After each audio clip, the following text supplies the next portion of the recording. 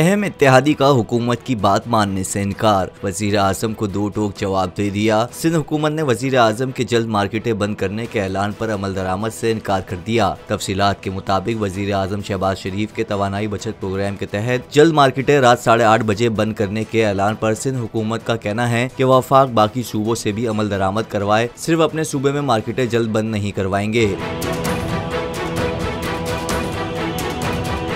सिंध हुकूमत ने वफाक को जवाब दिया कि पंजाब और खैबर पख्तूनख्वा में भी तवानाई बचत प्रोग्राम के ऐलान पर अमल दरामद होना चाहिए। सूबाई हुकूमत का कहना है कि अगर पंजाब और पख्तूनख्वा में शादी हॉल, मार्केटें, पार्क्स और रेस्टोरेंट जल्द बंद होंगे तो सिंध हुकूमत अमल दरामद के लिए तैयार है। बसूरत दीगर इस पर अमल नहीं किया जाएगा। वाज़ेह रहे कि वफाकी हुकूमत ने तवानाई बचत प्रोग्राम के तहत कराची में शॉपिंग मॉल्स और मार्केटें रात 8:30 बजे, शादी हॉल और रेस्टोरेंट रात 10 बजे बंद करने के लिए सिंध हुकूमत को मरासला भेजा था।